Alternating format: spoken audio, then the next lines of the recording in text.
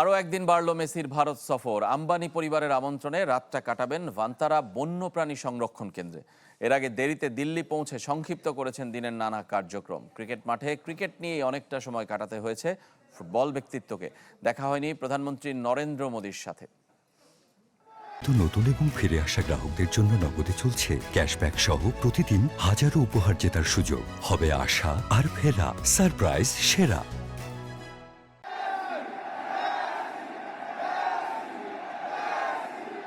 যে স্টেডিয়ামে ক্রিকেটারদের নামে গর্জন ওঠে নিয়মিত, সেখানেই মেসি মেসি ধ্বনিতে মুখর। দিল্লির অরুণ জেটলি স্টেডিয়াম যেন ফুটবলময়। সকাল থেকেই দীর্ঘ লাইনে ঢুকেছেন মাঠে। মেসির জন্য অপেক্ষা ঘন্টার পর ঘন্টা, যা আরও বেড়েছে কুয়াশার কারণে মুম্বাই থেকে তার বিমান ছাড়তে দেরি হওয়ায়। 2 ঘন্টার দেরি পুরো দিনের সূচিকেই ওলটপালট করে দিয়েছে। বাতিল হয়েছে ফোর্ট্রেস লীলায় ভারতীয় ধন কুবেরদের সাথে তার ব্যক্তিগত সময় কাটানোর আয়োজন, যার জন্য কোটি টাকা খরচ করতেও রাজি ছিলেন তারা। তার আগেই অবশ্য বাতিল হয়ে গেছে প্রধানমন্ত্রী নরেন্দ্র মোদীর সাথে সাক্ষাৎ। ভারত প্রধানমন্ত্রী উড়ে গেছেন জর্ডান। মেসি তাই বিমানবন্দর থেকে দেরি করেননি, সরাসরি চলে গেছেন অরুণ জেটলি স্টেডিয়াম। বাচ্চাদের সাথে ফুটবল খেলেছেন, দেখিয়েছেন স্কিল। যারা তার পায়ের ছোঁয়ার বল উপহার পেয়েছেন তারা ভাগ্যবান। মেসিও ভোলেননি ভারতকে ধন্যবাদ জানাতে।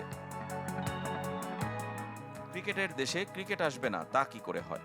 দেশটির সবচেয়ে বড় তারকা বিরাট কোহলির সাথে এদিনও দেখা হয়নি, তবে ক্রিকেট ছিল নানাভাবে।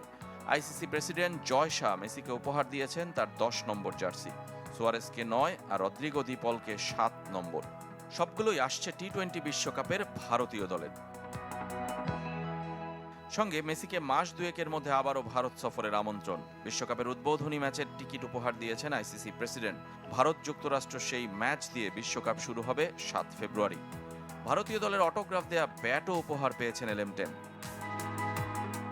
স্টেডিয়াম থেকে মেসির গন্তব্য লাল কিল্লা, সেখানেও দেখা হয়েছে ভিন্ন খেলার নানা তারকার সাথে।